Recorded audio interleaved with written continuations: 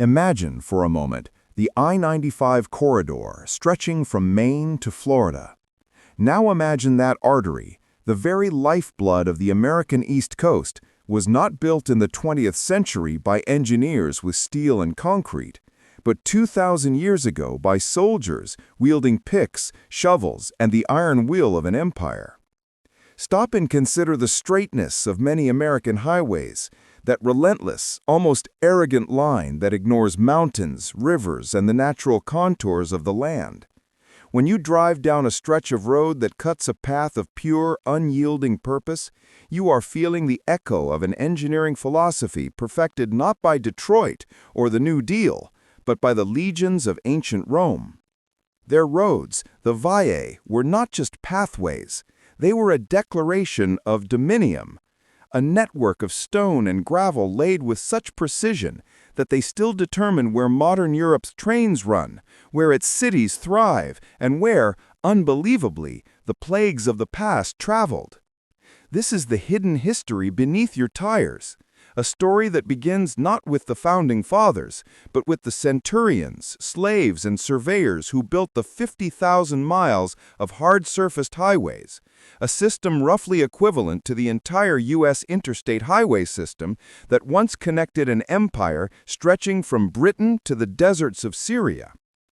The story starts, as all roads must, in Rome itself, specifically in 312 BC. The Republic was an aggressive, expansionist power, yet its armies were bogged down by seasonal mud and winding local tracks. Enter Appius Claudius Caecus, a censor and visionary who initiated the construction of the Via Appia, the Appian Way. It was not just a road, it was the first time in history a state committed such vast resources to an infrastructure project for purely strategic and permanent reasons. To the modern eye, the Appian Way might look like a messy collection of large, irregular basalt stones, but its genius lies in the unseen layers beneath. A modern American road engineer looking at the Roman cross-section would gasp at the meticulous, almost obsessive attention to the subbase, the drainage, and the foundation. The Romans did not invent the road, but they perfected it into a multi-layered masterpiece that would last for millennia. First, the fossa, a deep trench dug to solid bedrock, or at least to a stable subsoil, often reaching 3 or 4 feet down. Then came the 4-layer construction, a design principle that remains fundamental to modern road building. Statumen, foundation, large flat stones, sometimes bound with mortar, creating a solid, stable raft over the earth. Rudis, first layer, coarse or broken stone mixed with lime to form a primitive concrete, a testament to the Roman rediscovery and mastery of concrete, often called puzzolana, volcanic ash and lime. Nucleus, leveling layer, a fine layer of gravel or sand mixed with lime, ensuring the surface was perfectly smooth.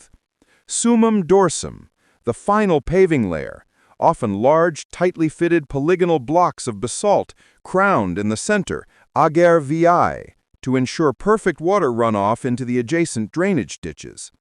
The precision was astonishing. The ager, the raised bed of the road, was not just for drainage, it gave the road a commanding presence over the landscape, literally elevating the Roman presence. More surprising still were the tools used. The groma, a simple cross-staff tool, allowed surveyors, agrimensores, to lay out long, straight lines with a precision that rivals modern GPS in places, sometimes maintaining a line for miles across varied terrain. When confronted with an obstacle, a hill, a marsh, or a small town, the Roman engineer was taught to go through it, not around it.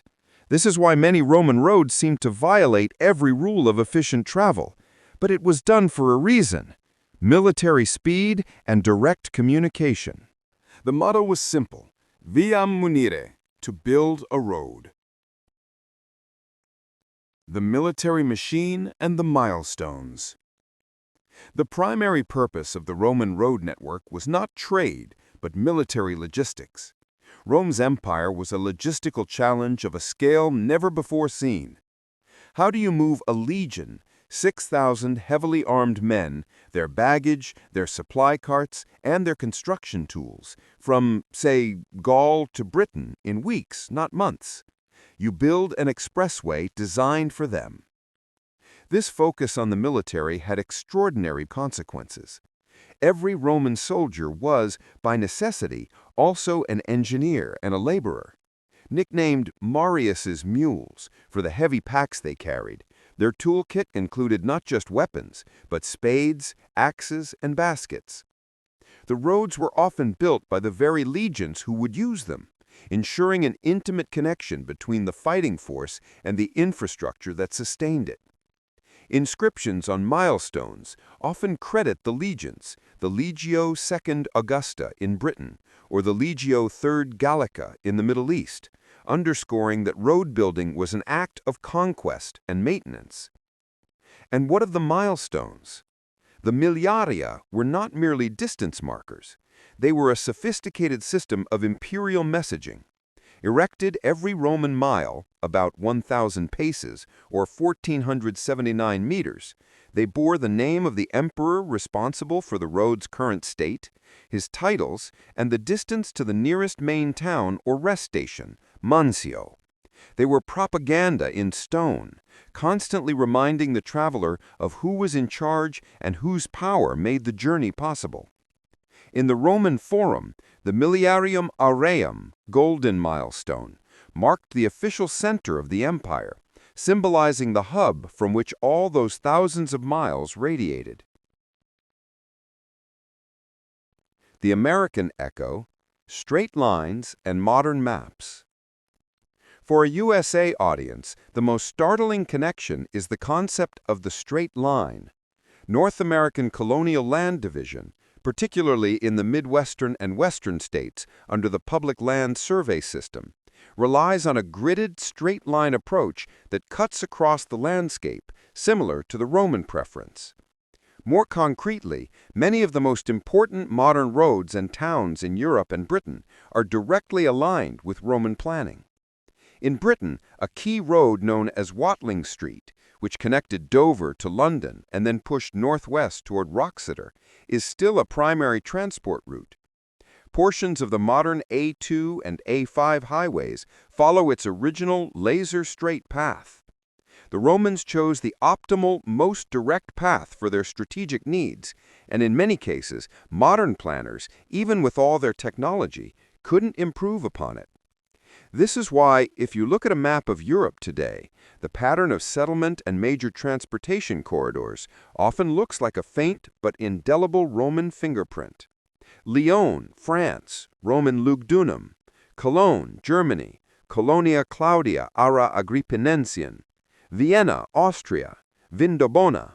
These cities exploded in importance because they were major road hubs, and they remain major hubs today because of the inherited advantage of those ancient routes. The modern economic geography of a continent was drawn up by a Roman surveyor's groma.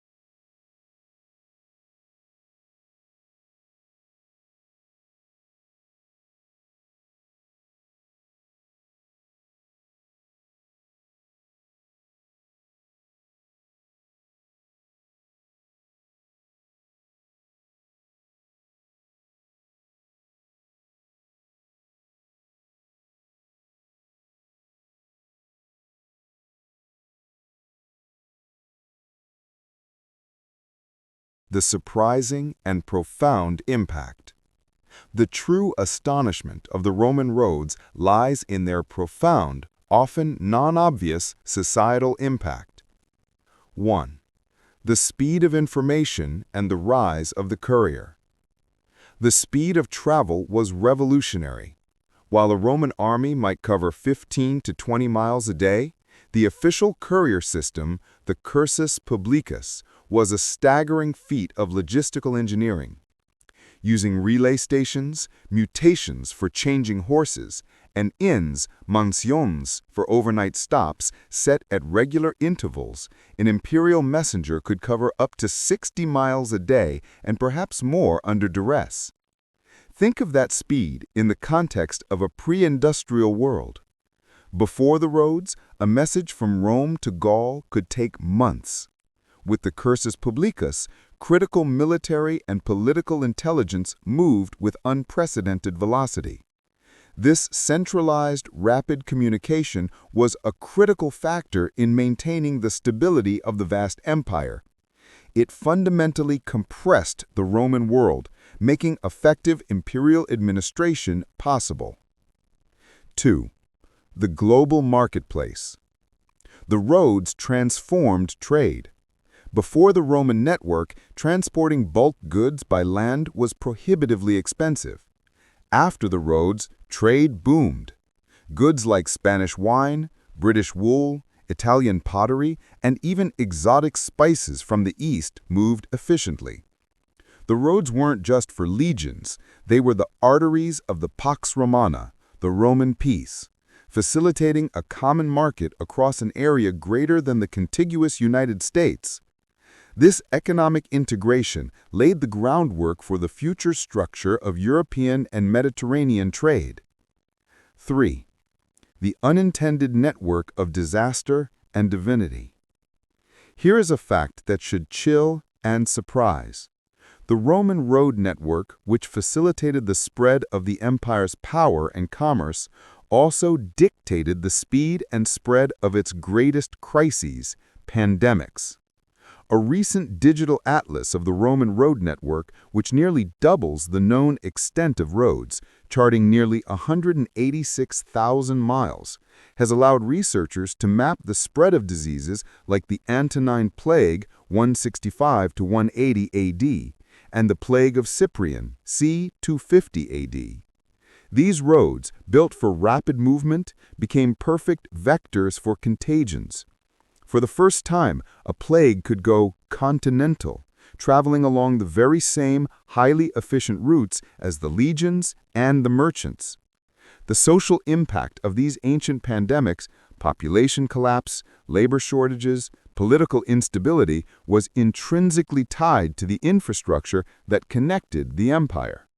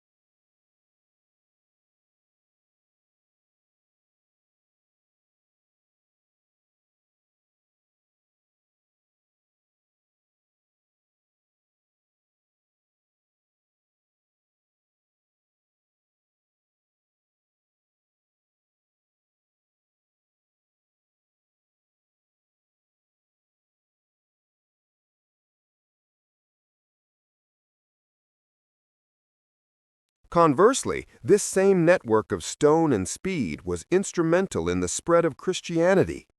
When the Apostle Paul embarked on his missionary journeys, he did not hack a path through the wilderness. He walked or sailed along the established, protected, and well-maintained Roman routes. The efficiency of the roads allowed the new faith to be carried swiftly from the Middle East to Asia Minor, Greece, and eventually Rome itself. Christianity, in many ways, is a religion that owes its initial global reach to the practicality of Roman engineering. The legacy in stone and spirit. The Roman roads are not merely historical relics. They are living proof of the enduring power of foundational infrastructure. They taught the world that a state's power is measured not only by its armies, but by its ability to connect itself, to move ideas, goods, and people with purpose. Centuries after the fall of the Western Empire, the knowledge of Roman road building was largely lost, resulting in the muddy, rutted tracks that characterized much of the medieval period.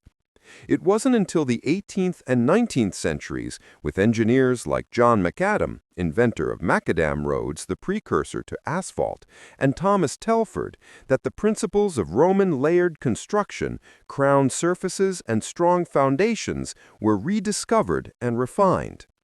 Even the name of the modern paved road, street or strada in Italian, derives from the Latin term for the paved way, via strata.